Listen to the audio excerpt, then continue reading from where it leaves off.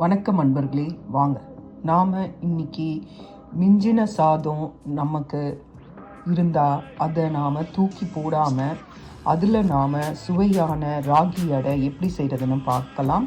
மீதமான சாதத்தை வச்சு நாம் இன்றைக்கி ஒரு அடை எப்படி செய்கிறதுன்னு பார்க்கலாம். அதுக்கு நான் 1/3 கப் ராகி எடுத்திருக்கேன். உங்களுக்கு மீதமான இருக்கிற அரிசிக்கு ஏற்ற மாதிரி அந்த அளவுக்கு நீங்கள் ராகி மாவு எடுத்துக்கணும்.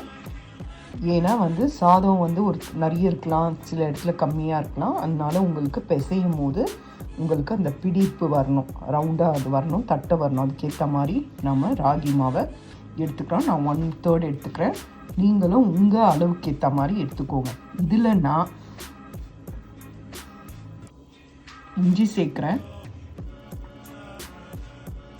துருவின கேரட் சேர்த்துக்கிறேன். உங்கள் அளவுக்கு ஏற்ற மாதிரி அதிகமாக சேர்த்தாலும் சரி, குறைச்சி சேர்த்தாலும் சரி, அது உங்களோட விருப்பம். பச்சை மிளகாய் நறுக்கிக்கிறேன், அதையும் சேர்த்துடுறேன். இது ரொம்ப சத்து உள்ளதுங்க, அதனால் கண்டிப்பாக இது செய்யுங்க. இது சுலபமான முறையில் செய்யலாம். அதுக்கப்புறம் நான் ஒரு மீடியம் சைஸ் ஆனியனை நறுக்கி வச்சுருக்கேன்.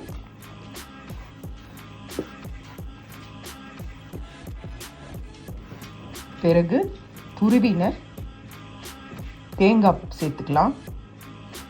இப்போ இதில் நான் ஒரு 2 டேபிள் ஸ்பூன் 2 டீஸ்பூன் முடக்கத்தான் கீரை சேர்க்குறேன். நீங்கள் அதாவது இது முடக்கத்தான் கீரை பவுடர் சரிங்களா, அதை நான் சேர்க்குறேன்.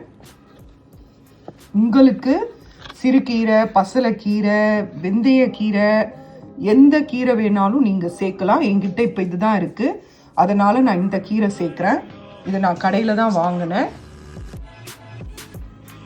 அதனால் நீங்கள் உங்களுக்கு விருப்பமான கீரையை நல்லா நறுக்கி போட்டுக்கோங்க.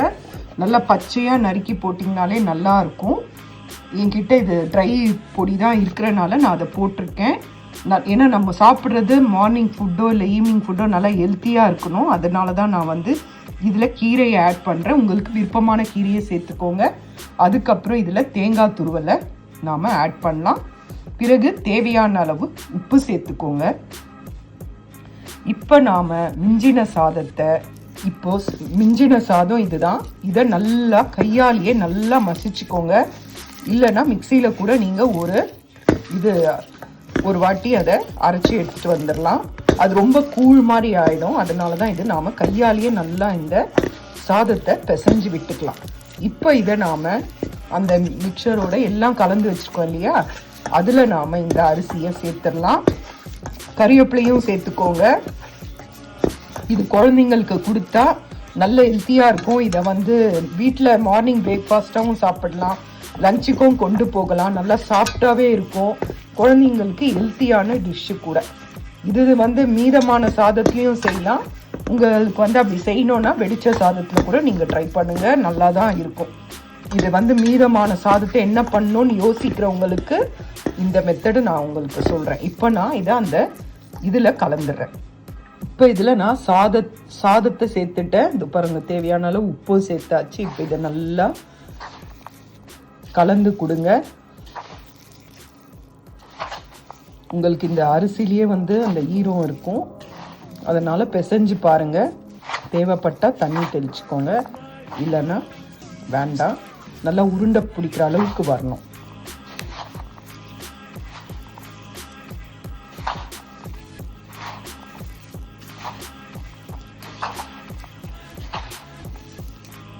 நான் உங்களுக்கு இதை பிசைஞ்சிட்ட பிறகு காட்டுறேன்.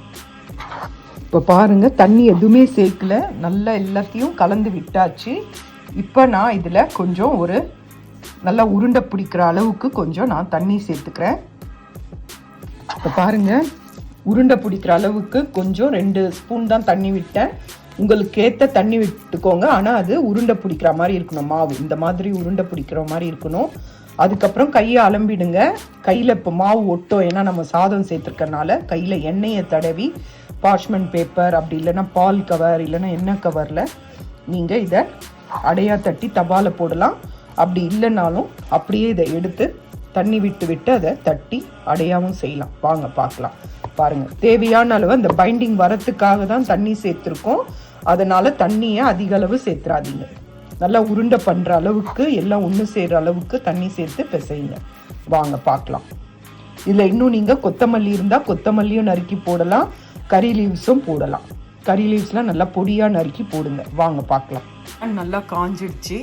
இந்த ஸ்டேஜில் நாம் நல்லா மாவை உருண்டையாக எடுத்து நல்லா இதில் தட்டலாம்.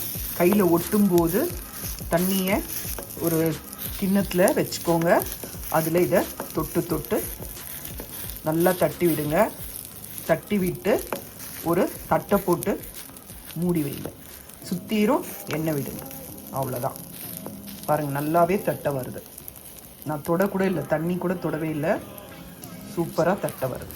உங்களுக்கு நல்லா மெலிசாக வேணும்னா தண்ணி விட்டு இது பண்ணுங்க. பட் இதுலேயே நல்லா வருது. அதனால தண்ணி தொடணும்னு அவசியம் இல்லை. மாவு கையில் ஒட்டோம்னா ஒன்றும் பிரச்சனை இல்லை. அப்படி ஒட்ட வேணான்னா எண்ணெய் தொடச்சிக்கோங்க. பட் அது தேவையில்லை. இந்த மாதிரியே நீங்கள் பேப்பரில் வச்சு தட்டணும். எனக்கு இது பழக்கன்றனால நான் இப்படியே தட்டிட்டேன். நீங்கள் பேப்பரில் வச்சு தட்டுங்க. இதை சுற்றிரும் எண்ணெய் விடுங்க.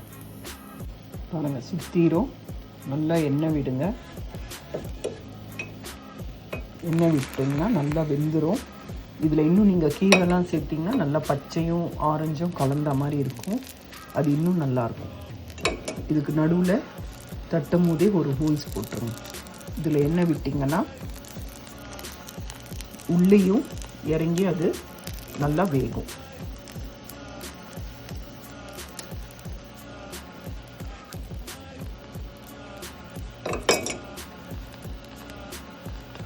இதை ஒரு தட்டு போட்டு நாம் மூடி வைக்கலாம்.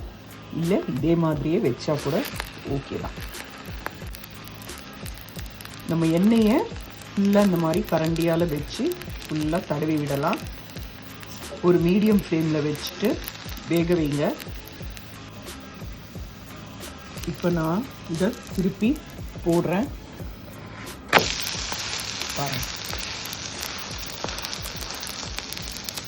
இவ்வளோ நல்லா வந்துருக்கு பாருங்கள். இப்போ திரும்பியும் எண்ணெய் விடுங்க. 2 பக்கமும் சேர்ந்த உடனே எடுத்துட வேண்டியதான். இதை நாம் திருப்பி போடலாம். இங்கே பாருங்கள், சூப்பராக ரெடி ஆகிடுச்சு. இதை செஞ்சு பாருங்கள்.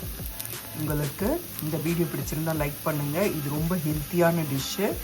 அதனால் உங்கள் குழந்தைங்களுக்கு இதில் எந்த வகையான கீரையும் போட்டு செய்யலாம். முருங்கைக்கீரை, பசலைக்கீரை, சிறுகீரை, வெந்தயக்கீரை, என்ன கீரைனாலும் போட்டு நீங்கள் இதை செஞ்சு கொடுக்கலாம். இது ரொம்ப ஹெல்த்தியான டிஷ்ஷு. செஞ்சு பாருங்கள். பிடிச்சிருந்தால் லைக் பண்ணுங்கள். மிஞ்சி போன சாதத்தில் செஞ்ச அடையை எப்படி இருக்குது பாருங்கள். ரொம்ப சாஃப்டாக இருக்கும். ரொம்ப சாஃப்டாக இருக்கும். டேஸ்ட்டும் ரொம்ப அருமையாக இருக்கும். நல்ல சுவையாக இருக்கும்.